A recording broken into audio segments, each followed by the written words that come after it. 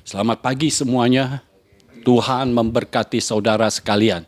Hari ini saya percaya Tuhan sudah menyiapkan satu porsi yang ajaib untuk kita sekalian. Satu porsi yang supranatural untuk kita sekalian. Sehingga kita bisa menerima hal-hal yang ilahi dan supranatural.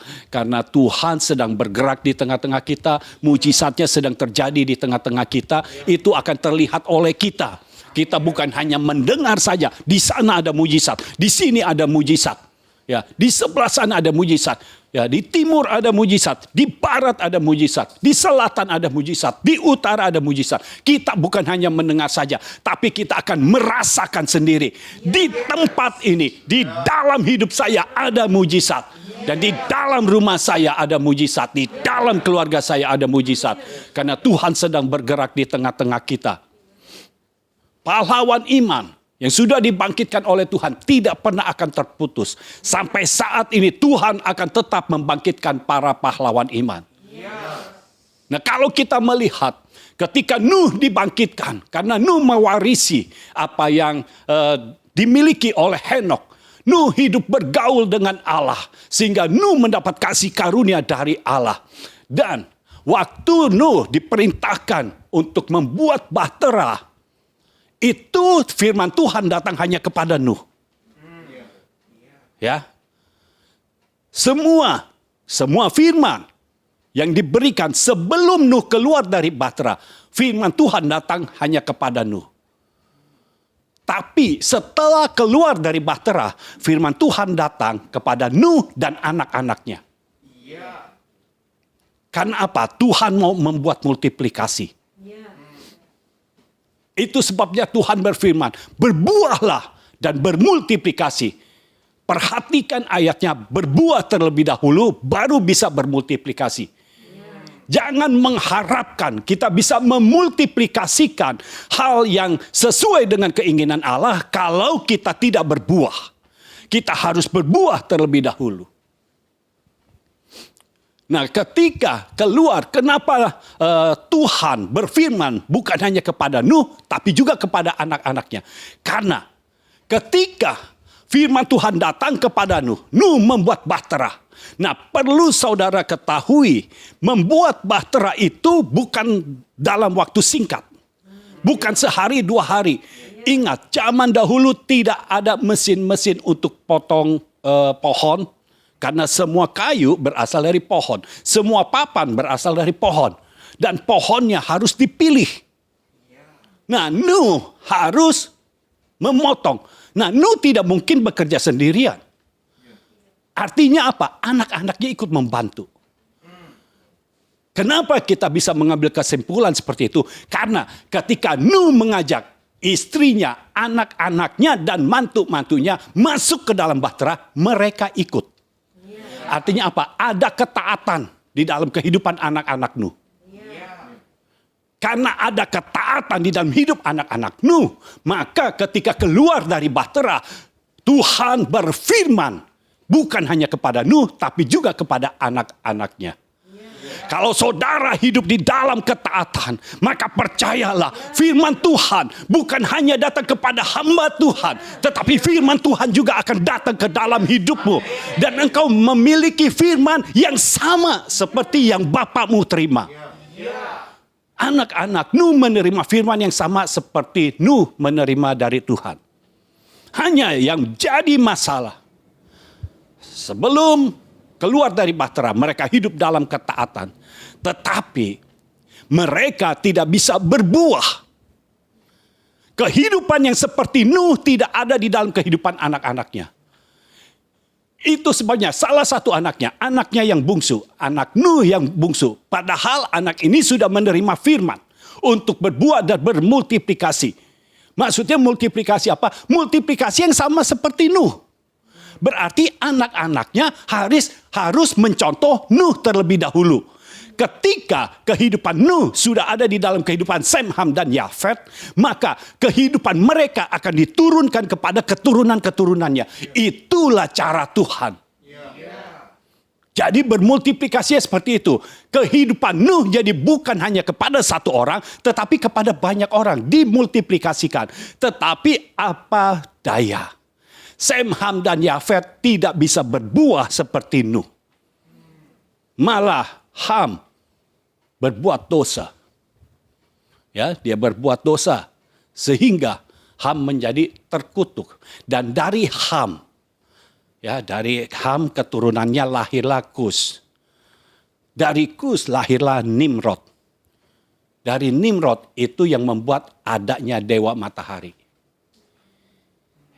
Ya, ada berhala lain yang disembah selain Allah. Makanya dalam kehidupan Nimrod, ini orang yang luar biasa, yang perkasa, diberikan keperkasaan tetapi disalahgunakan. Dia itu menjadi raja, seperti menjadi raja dari daerah-daerah yang ada. Daerah Babel, pokoknya di tanah Sinear itu adalah daerahnya Nimrod.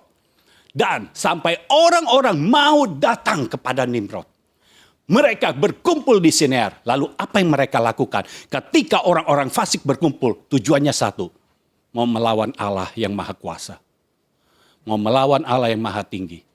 Mereka mendirikan Menara Babel. Dan Menara Babel ini bukan hanya 1-2 tingkat. Menara Babel ini mau dibuat sampai menuju langit. Sampai ke langit. Dan mereka tidak tahu kapan akan selesainya, tetapi mereka buat terus. Perhatikan, orang-orang fasik bisa melakukan yang sesuai dengan keinginan mereka dengan kuat. Mereka membangun, tidak tahu kapan bumi bisa mencapai langit. Tidak tahu. Mereka bangun terus. Tapi mereka bisa sehati. Mereka bisa sepikir. Mereka satu frekuensi. Satu tujuan.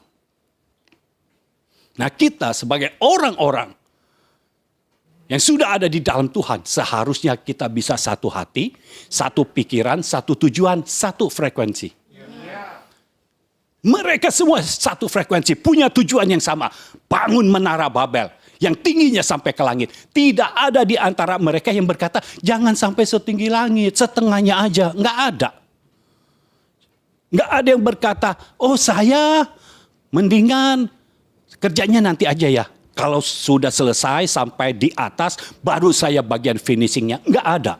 Mereka semua bahu-membahu membangun Menara Babel. Sampai Tuhan sendiri harus turun tangan mengacaukan mereka. Apa yang dikacaukan? Bahasa mereka, frekuensi mereka. Ketika frekuensinya tidak sama, hati mereka berbeda, baru kacau. Dan pembangunan Menara Babel stop. Dari sisi Ham sudah tidak ada yang bisa bermultiplikasi seperti Nuh. Itu sebabnya Tuhan mencari lagi. Karena pahlawan iman harus berlanjut. Nuh akan meninggal. Tapi tongkat estafet dari pahlawan iman harus dilanjutkan. Itu sebabnya dari keturunan Sem didapatilah Terah. Jadi sebenarnya Terah yang mendapat panggilan dari Tuhan. Tetapi di tengah jalan Terah gagal.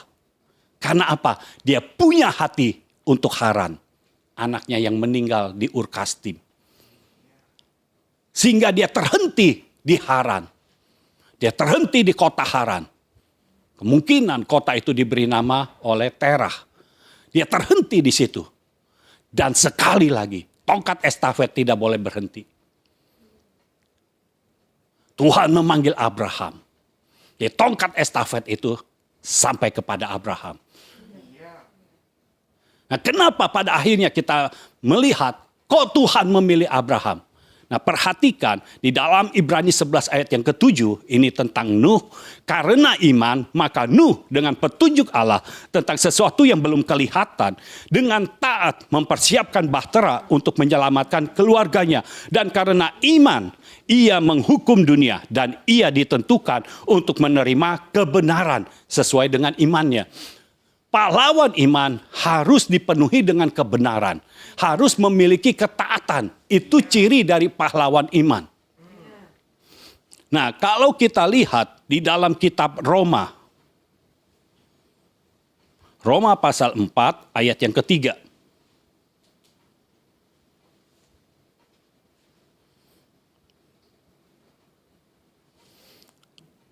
Roma pasal 4 ayat yang ketiga. Sebab apakah dikatakan nas kitab suci? Lalu percayalah Abraham kepada Tuhan. Dan Tuhan memperhitungkan hal itu kepadanya sebagai kebenaran. Saudara tahu, Nuh diberikan kebenaran. Abraham diperhitungkan kepercayaannya sebagai kebenaran. Orang yang hidup sebagai pahlawan iman akan hidup di dalam kebenaran. Tetapi bukan kebenaran dunia ini. Kebenaran yang berasal dari sorga.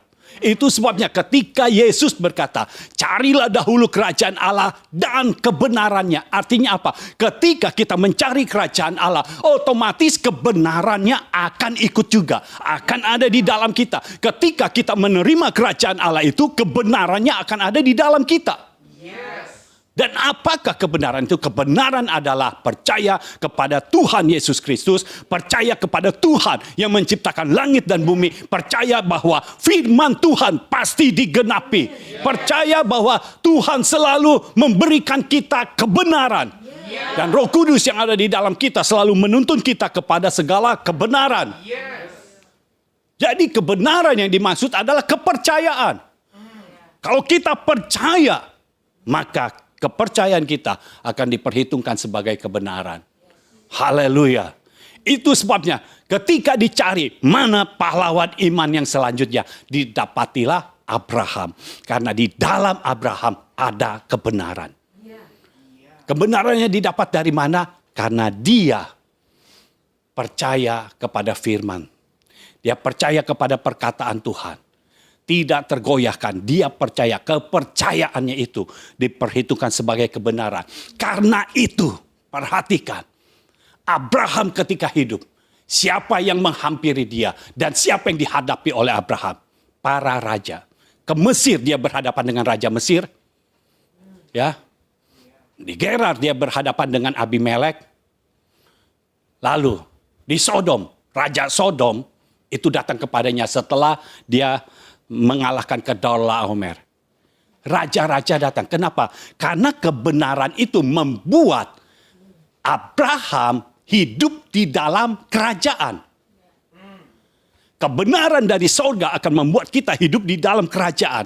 Karena Abraham hidup dalam kerajaan, maka yang berjumpa dengan dia adalah para raja. Apa saudara berpikir para raja itu mau ketemu dengan orang biasa? Tidak akan. Para raja akan ketemu dengan para raja. Raja-raja akan bertemu dengan raja. Karena di dalam Abraham ada kerajaan. Dia sudah menerima kerajaan itu. Itu sebabnya Raja Sodom bisa menghampiri Abraham. Kalau di dalam Abraham tidak ada kerajaan, Raja Sodom bisa mengutus utusan. Saudara tahu bahwa seorang raja pasti punya utusan. Dan banyak utusannya. Dia bisa mengutus kepada Abraham. Tetapi kenapa dia yang harus datang sendiri? Karena Abraham memiliki kerajaan. Di dalam hidup Abraham sudah ada raja. Harusnya di dalam hidup kita sudah ada raja. Raja di atas segala raja. Sehingga kalau engkau hidup dalam kebenaran ini, engkau percaya kepada Tuhan, engkau percaya kepada firman-Nya, maka hanya tinggal masalah waktu. Maka orang-orang yang kualitasnya seperti raja yang akan datang menghampirimu, yang akan datang kepadamu, dan ketika engkau menghampirinya, engkau menghadapinya, bukan engkau yang berada dalam kekalahan, tetapi engkau ada di posisi yang atas. Engkau memiliki kemenangan demi kemenangan. Engkau bukan yang diatur, tetapi engkau yang mengatur. Ketika Abraham ditemui oleh Raja Sodom, bukan Raja Sodom yang mengatur Abraham. Abraham pada akhirnya yang mengatur. Harus bagaimana, harus bagaimana. Raja Sodom mengatakan, semua yang engkau telah ambil dari Kedorlaomer itu ada milikku. Nah, milikku itu untuk engkau. Tapi engkau berikan orang-orangmu kepadaku. Dan Abraham yang mengatur. Abraham tidak bisa diatur. Abraham hanya bisa diatur oleh firman Tuhan. Abraham hanya bisa diatur oleh Tuhan sendiri. Seharusnya hidup kita seperti itu. Kita tidak diatur oleh hukum-hukum dunia ini. Kita diatur oleh hukum-hukum sorga. Kita diatur oleh Tuhan. Kita diatur oleh firman Tuhan. Abraham berkata, aku tidak akan memberikan orang-orangku kepadamu. Semua barang-barangmu yang telah aku ambil dari Kedorlaomer, ambil kembali. Abraham punya sikap. Abraham punya sikap. Dia tidak akan memberikan orang-orangnya kepada Raja Sodom.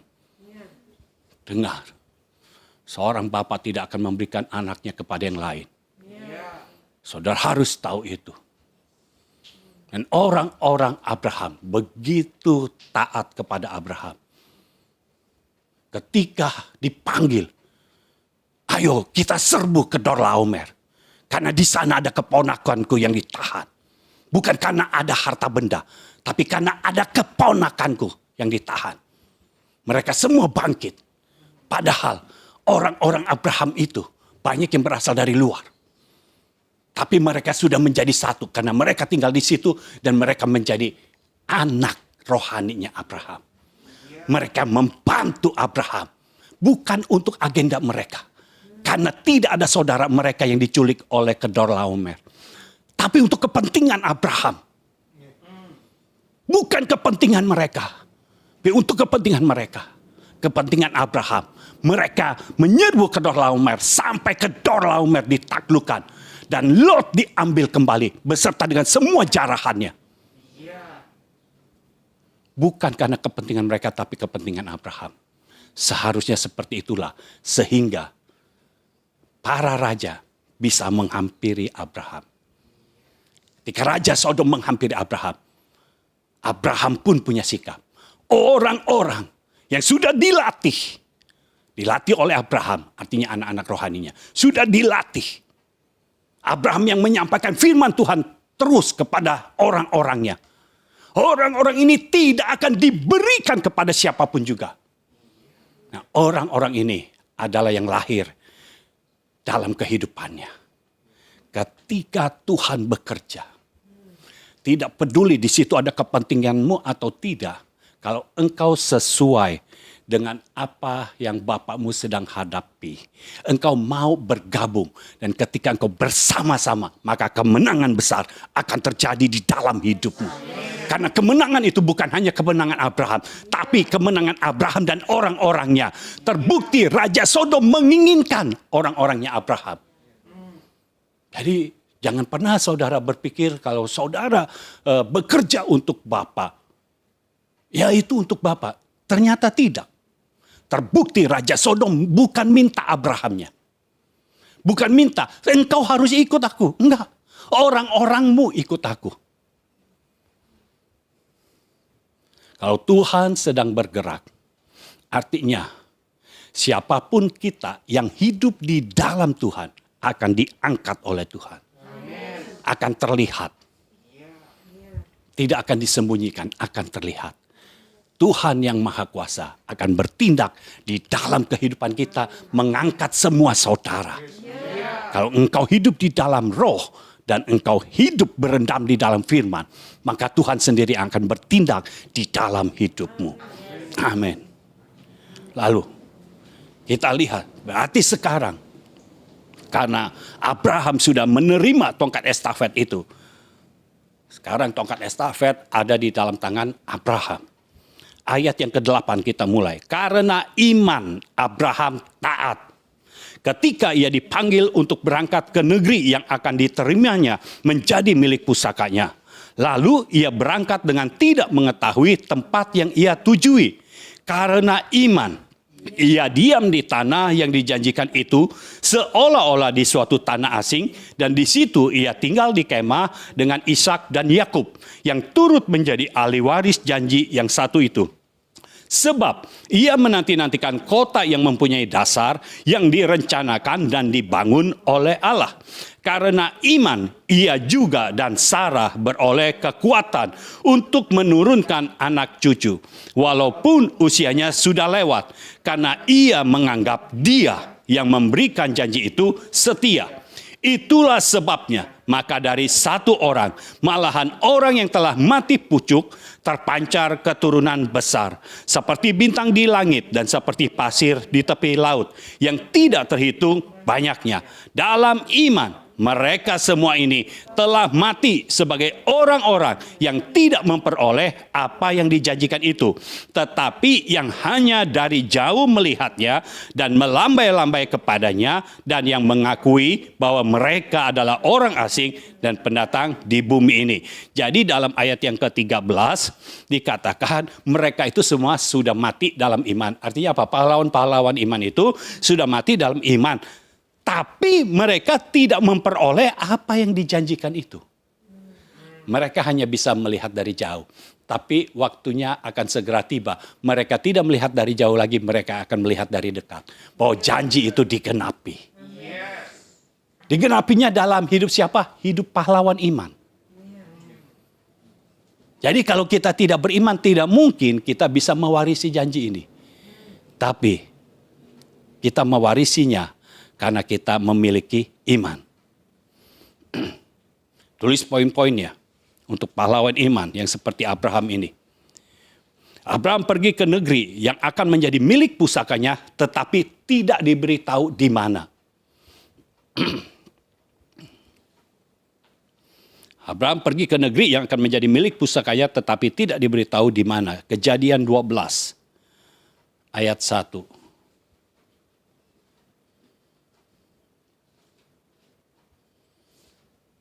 Berfirmanlah Tuhan kepada Abram, pergilah dari negerimu dan dari sanak saudaramu dan dari rumah bapakmu ini ke negeri yang akan kutunjukkan kepadamu. Nah, perhatikan firman Tuhan saat itu berkata kepada Abraham, pergilah dari negerimu dan dari sanak saudaramu, artinya semua harus ditinggalkan. Dari rumah bapakmu ini ke negeri yang akan kutunjukkan. Artinya belum ditunjukkan. Tapi akan ditunjukkan. Kapan ditunjukkannya? Saudara tahu kapan ditunjukkannya? Bahwa negeri itu adalah negeri yang dimaksud oleh Tuhan. Ditunjukkannya ketika Abraham sudah sampai ke negeri itu.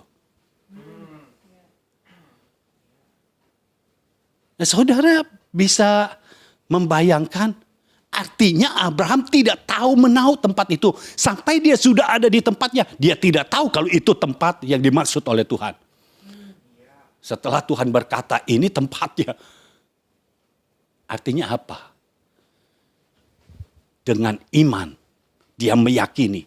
Kalau Tuhan sudah berfirman, maka itu pasti jadi. Seharusnya seperti itulah. Kita melihat sesuatu yang belum terlihat.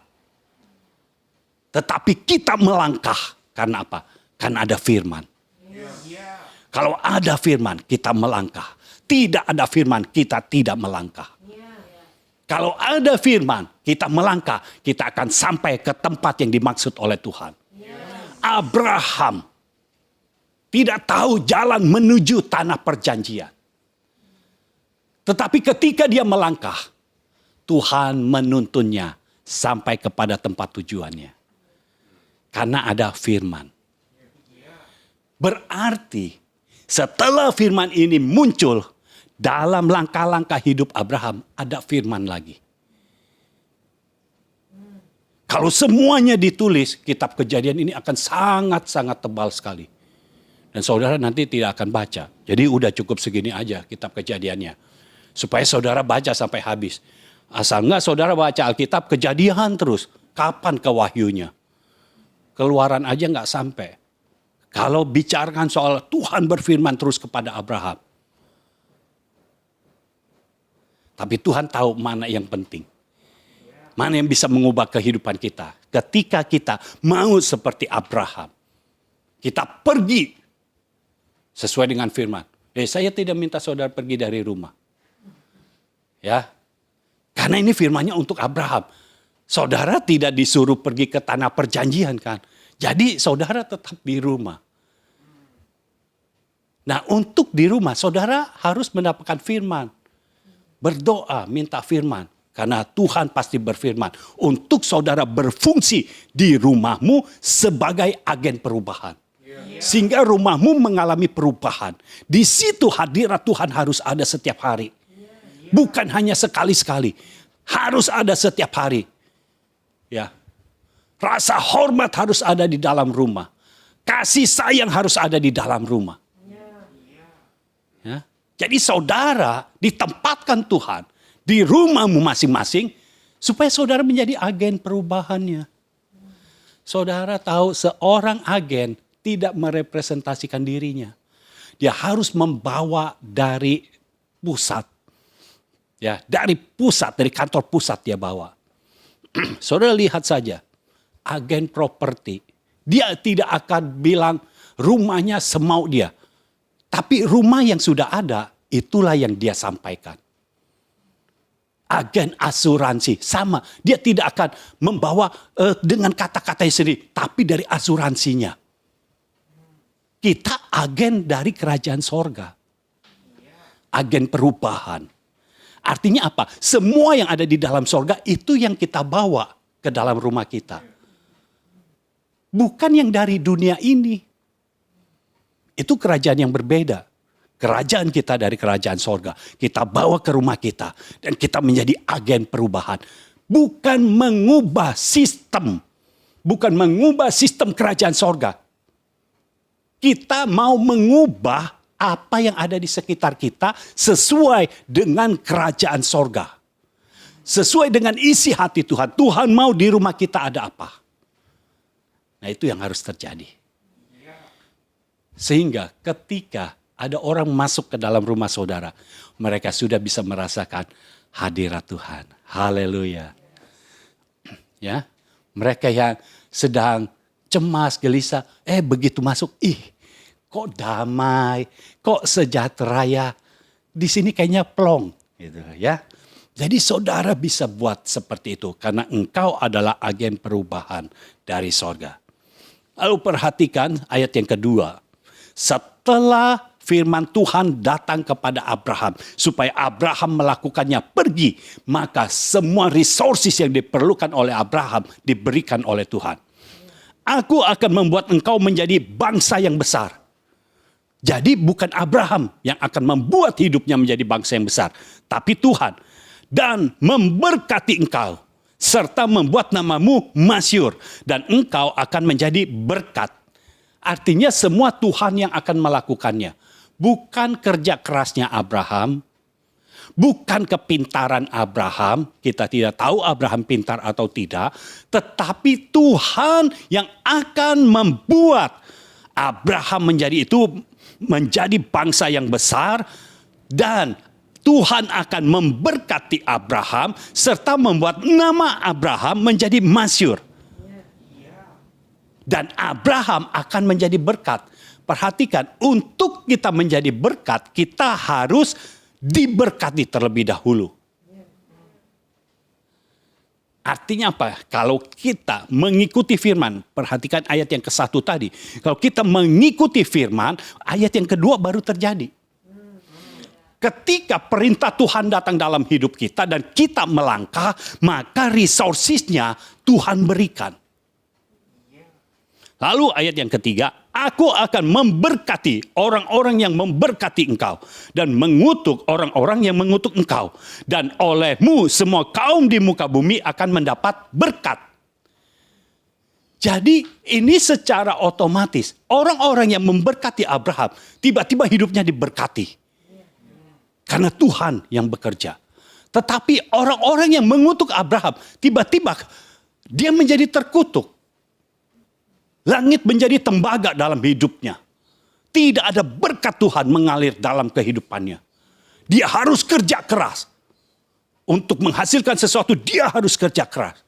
Jadi perhatikan saudara, kalau kita hidup berendam dalam firman, kita hidup dituntun oleh roh, kita pasti melakukan kehendak Tuhan. Kita pasti melakukan firman Tuhan. Dan ketika kita melakukan, maka semua berkat-berkat ini yang akan menyertai kita.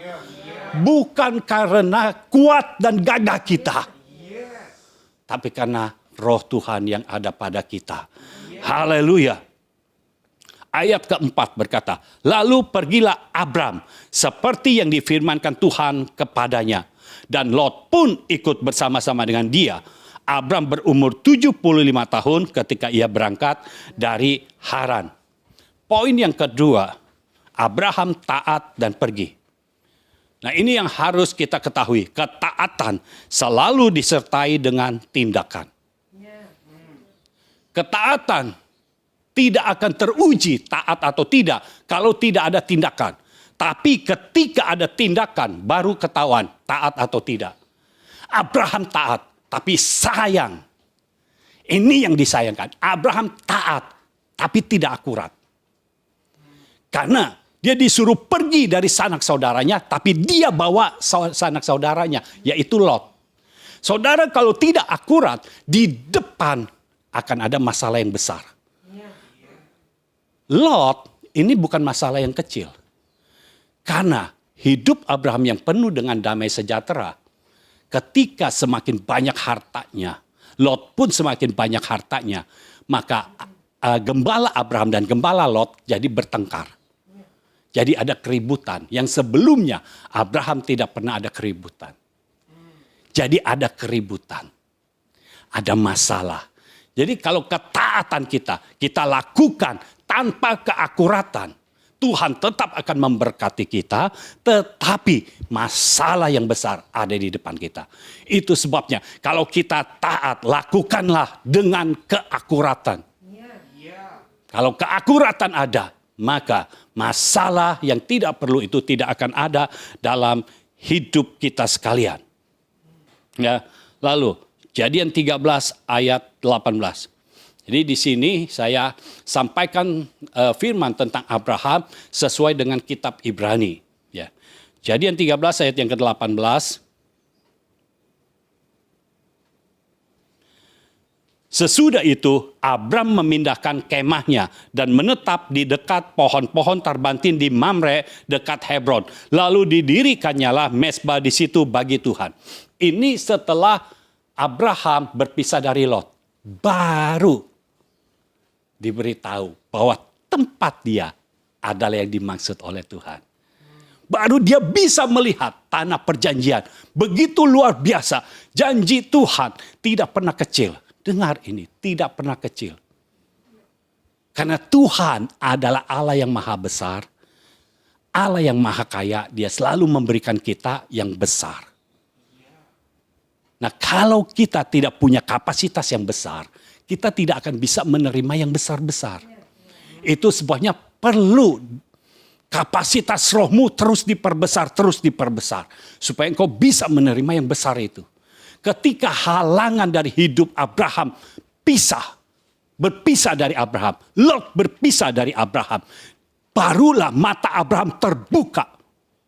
Betapa luasnya tanah perjanjian itu. Sehingga Abraham harus memindahkan kemahnya. Dia memindahkan kemahnya dan menetap di dekat pohon-pohon tarbantin di Mamre. Jadi Abraham diam di tanah yang dijanjikan.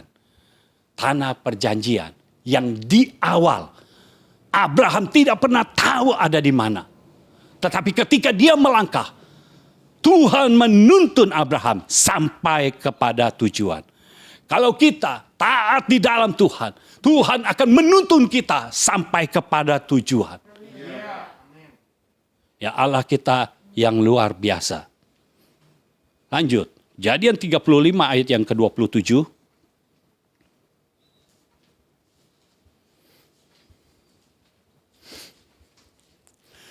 Lalu sampailah Yakub kepada Ishak ayahnya di Mamre, dekat Kiria Arba, itulah Hebron, tempat Abraham dan Ishak tinggal sebagai orang asing.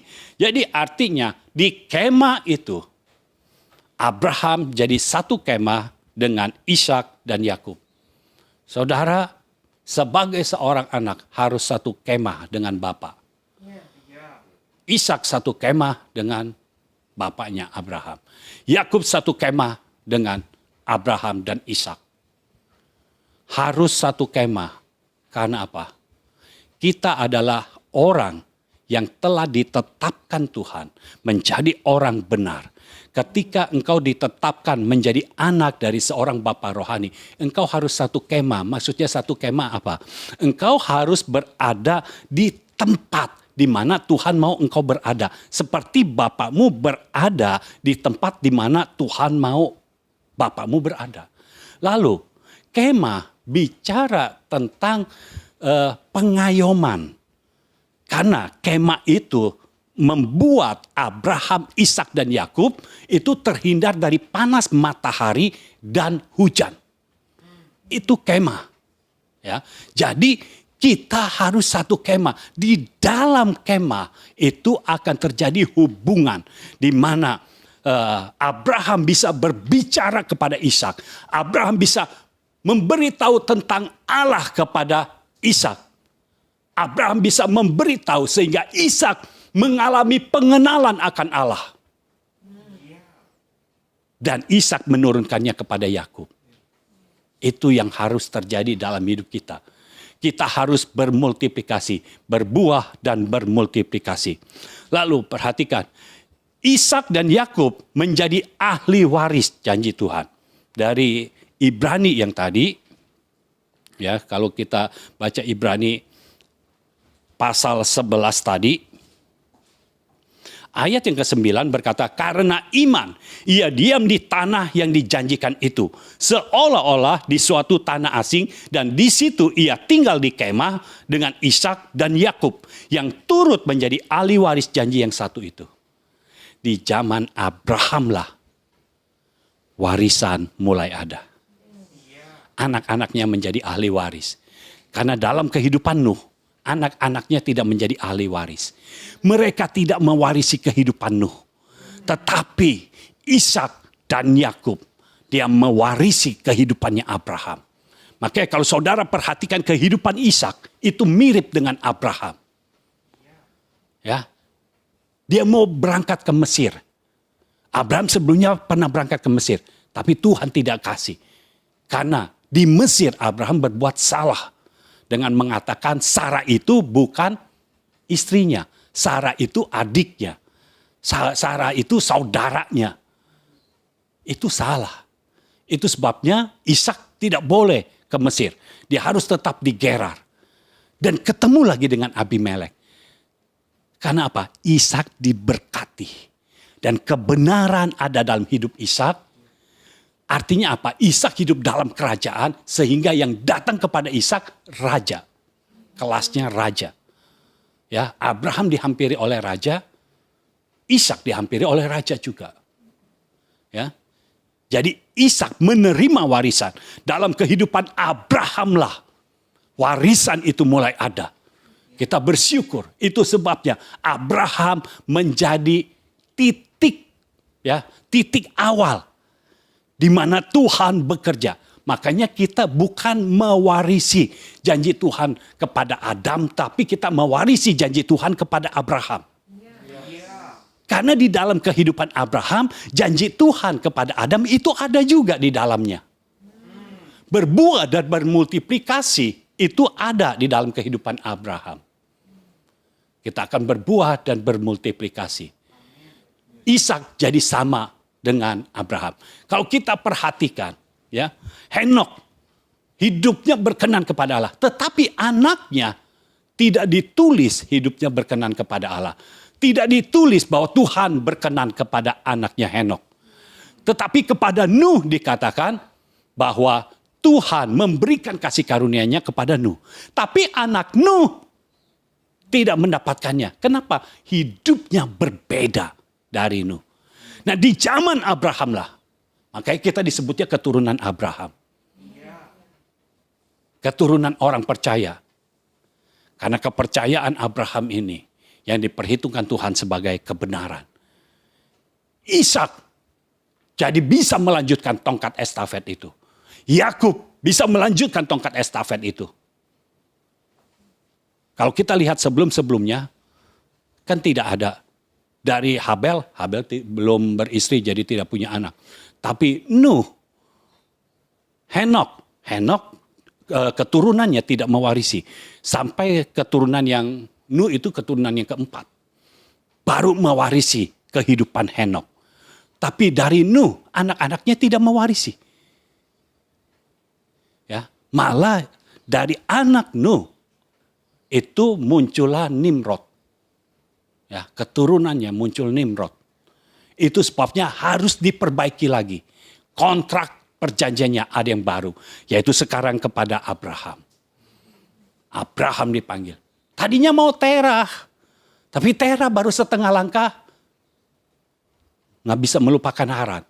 Orang yang tidak bisa melupakan masa lalunya tidak akan dipakai oleh Tuhan. Karena Tuhan kita menyiapkan masa depan, bukan masa lalu.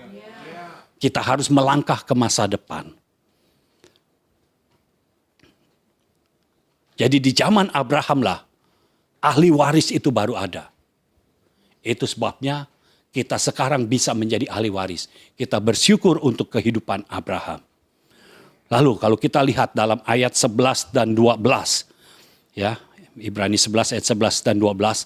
Karena iman, ia juga dan Sarah beroleh kekuatan untuk menurunkan anak cucu. Walaupun usianya sudah lewat karena ia menganggap dia yang memberikan janji itu setia. Jadi walaupun usianya sudah lewat, sudah tua, Abraham sudah tua. Dan Sarah itu mandul. Tapi ayat 12 mengatakan seperti ini. Itulah sebabnya. Maka dari satu orang, yaitu Abraham, malahan orang yang telah mati pucuk. Artinya dari kehidupan Abraham tidak mungkin akan punya anak. Dari kehidupan Sarah tidak mungkin akan punya anak. Abrahamnya mati pucuk, Sarahnya mati haid. Artinya dari dua belah pihak tidak memungkinkan, secara manusiawi tidak memungkinkan untuk memiliki seorang anak. Apalagi bangsa yang besar. Tidak mungkin. Sedangkan janji Tuhan adalah membuat Abraham menjadi bangsa yang besar. Tapi sekarang keadaan secara fisik, secara fakta, tidak memungkinkan Abraham dan Sarah punya keturunan. Apa yang tidak mungkin bagi manusia, itulah yang dilakukan oleh Tuhan. Apa yang mustahil bagi manusia, tidak pernah mustahil bagi Tuhan. Tuhan sanggup melaksanakan janjinya. Kalau dia sudah berjanji, dia akan menggenapi. Karena Tuhan tidak pernah terganggu dengan fakta kehidupan. Seharusnya kita orang-orang percaya, orang-orang benar tidak terganggu oleh fakta kehidupan. Yang di luar kita tidak boleh mempengaruhi kita. Tapi apa yang ada di dalam kita, Roh Kudus, firman Tuhan, itulah yang harus mempengaruhi hidup kita. Apa yang membuat Abraham dan Sarah, karena dua-duanya menjadi percaya. Bukan hanya satu, dua-duanya. Kalau di terjemahan yang lain, ayat yang ke-11 ini, itu cuma dikatakan Sarahnya. Sarahnya yang beriman. Tapi di terjemahan ini, Abraham dan Sarah beriman. Ya, saya percaya dua-duanya beriman. Kita harus punya iman yang sama. Abraham punya iman. Tuhan sudah berjanji kita akan menjadi bangsa yang besar. Artinya kita akan memiliki keturunan. Sarah punya iman yang sama. Tuhan sudah berjanji kepada kita bahwa kita akan memiliki bangsa yang besar. Artinya kita akan memiliki keturunan. Imannya sama. Mereka frekuensinya sama. Bukan Abraham beriman bahwa anaknya benar-benar yang dari Sarah akan lahir. Tapi Sarah beriman yang berbeda. Enggak, anak yang dari Hagar yang akan lahir. Waktu Sarah masih berpikir secara manusiawi, harus dari Hagar anaknya akan lahir, terjadi masalah. Karena imannya tidak sama. Tidak selaras dengan firman yang disampaikan oleh Tuhan. Ketika firman disampaikan, pikiran kita harus diselaraskan. Kita tidak bisa menafsirkan firman sesuai dengan keinginan kita. Kita harus menerima firman sesuai dengan keinginan Tuhan. Tuhan maksudnya apa? Memberikan firman Tuhan ini kepada kita. Ketika Abraham dan Sarah punya kesepakatan. Dengar firman Tuhan katakan, kalau 2 atau 3 orang berkumpul di dalam namaku dan sepakat, maka Tuhan akan mengabulkan. Abraham dan Sarah sekarang sepakat. Karena sebelumnya tidak sepakat. Sarah memberikan Hagar. Sekarang sepakat. Mereka sepakat bahwa firman Tuhan pasti digenapi. Anak dari rahim Sarah lah yang akan lahir. Bukan dari rahim wanita lain.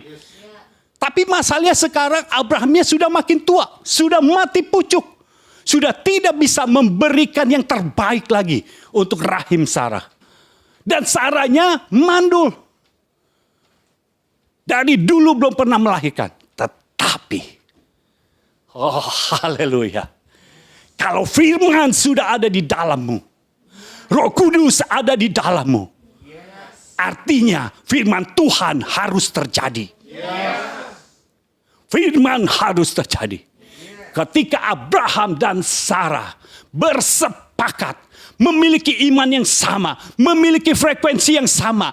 Frekuensi yang sama dengan sorga. Mereka punya frekuensi yang sama. Diselaraskan pikirannya. Bahwa anak yang lahir adalah anak yang berasal dari Sarah. Maka itu terjadi. Oh haleluya. Saudara jangan pernah berkata lagi. Dalam kehidupanmu hal-hal begitu mustahil. Untuk engkau berubah. Tidak ada yang mustahil bagi Tuhan. Keluargamu engkau berkata, aduh mustahil untuk keluargaku berubah. Di dalam nama Yesus. Tidak ada yang mustahil bagi orang percaya. Tidak ada yang mustahil bagi Tuhan. Karena Tuhan selalu melakukan perkara-perkara yang mustahil. Apa yang mustahil bagi manusia, itu biasa saja bagi Tuhan. Tuhan sanggup melakukannya. Tuhan sanggup melaksanakan janjinya. Karena Dia adalah Allah yang setia. Dia tidak pernah meninggalkan perbuatan tangannya. Dia tidak pernah membiarkan firman itu terlepas begitu saja. Roh Kudus yang dicurahkan dalam hidup kita akan menangkap firman itu. Dan firman itu akan digenapi. Apa yang lebih mustahil dalam hidupmu? Abraham sudah mati pucuk. Sarah sudah mati haid, mandul. Sudah mati haid, mandul juga. Artinya secara ilmiah tidak bisa melahirkan. Secara alami tidak bisa melahirkan juga. Tapi dengar saudara, ada satu kehidupan yang lain. Yang ada di dalam kehidupan kita. Secara ilahi. Oh haleluya. Secara ilahi. Yang tidak mungkin dalam hidup Abraham dan Sarah. Itu menjadi sangat mungkin. Yang mustahil dalam kehidupan Abraham dan Sarah. Sekarang tidak mustahil lagi. Ishak dilahirkan. Ishak dilahirkan. Kalau engkau memiliki firman. Dan engkau punya keselarasan. Satu frekuensi dengan sorga. Maka firman akan menjadi kenyataan. Sekalipun terlihatnya itu sangat mustahil. Tetapi bagi Allah tidak ada yang mustahil. Haleluya. Ayat yang ke-11 berkata, karena iman ia juga dan Sarah beroleh kekuatan. Berarti ini kekuatan bukan kekuatan manusia lagi. Tapi kekuatan dari Tuhan. Kekuatan Roh Kudus yang ada di dalam Abraham dan Sarah. Ketika kekuatan Tuhan bekerja dalam manusia, maka semua kekuatan manusiawi akan hilang. Akan tidak berarti, karena kekuatan Tuhan yang akan mengambil alih. Kekuatan Tuhan mengambil alih. Abraham yang tadinya mati pucuk, tiba-tiba dia seperti anak muda lagi. Oh haleluya. Sarah yang sudah mati haid, yang sudah mandul, tiba-tiba rahimnya terbuka. Dia tidak mati haid, dia haid lagi, datang haid lagi. Apa yang mustahil bagi manusia, ternyata bagi Tuhan tidak ada yang mustahil. Dengan kekuatannya, semua hal-hal yang manusiawi diterobos oleh Tuhan. Tidak ada yang bisa menghalangi kekuatan Tuhan. Untuk Tuhan melakukannya di dalam hidupmu.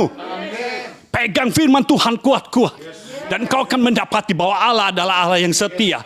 Sama seperti Abraham dan Sarah. Karena Abraham dan Sarah menganggap bahwa Allah itu setia.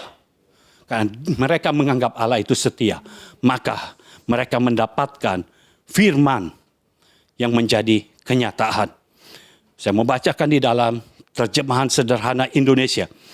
Ayat yang ke-11 ini. Kepercayaan Abraham juga menjadi teladan ketika Sarah akan melahirkan Ishak.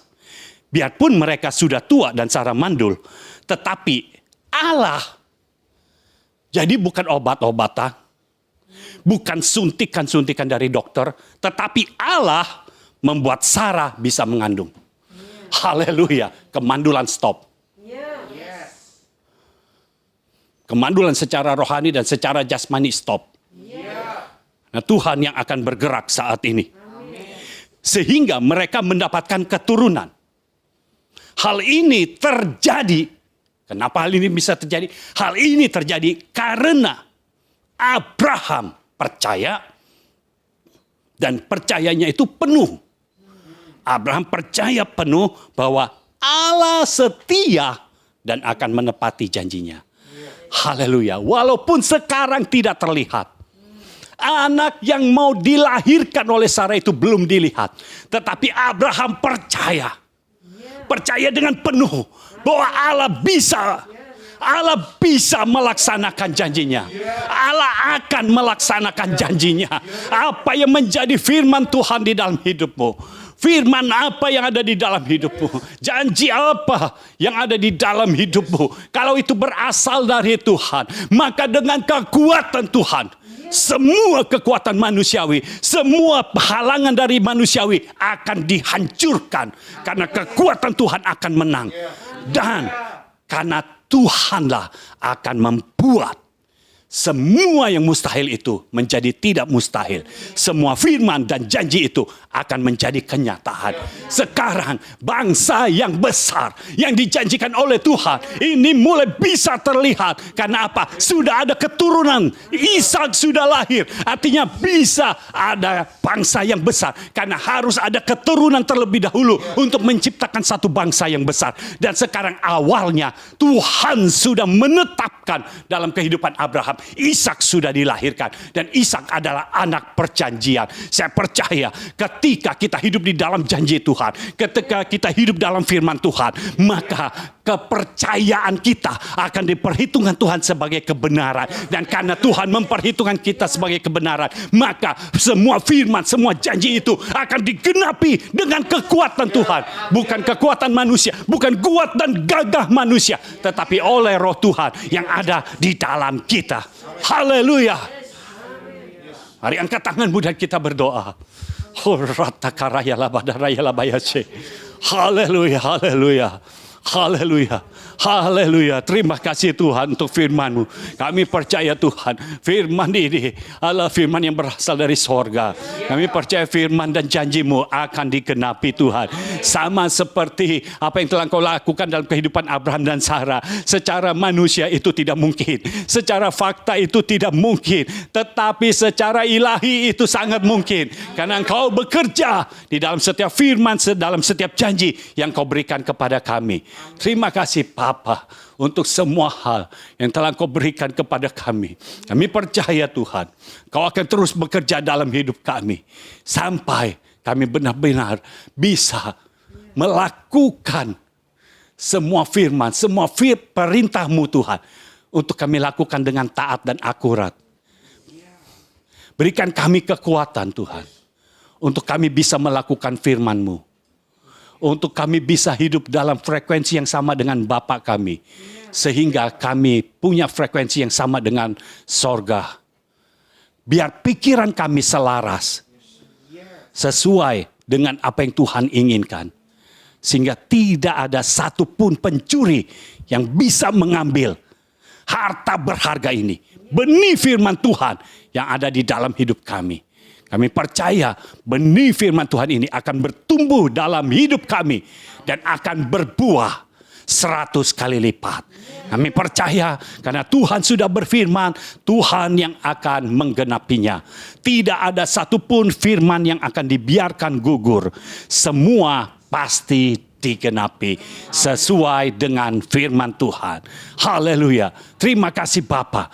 Kami mempermuliakan Engkau. Kami mengucap syukur kepadamu di dalam nama Tuhan Yesus Kristus. Amin. Amin. Amin. Haleluya.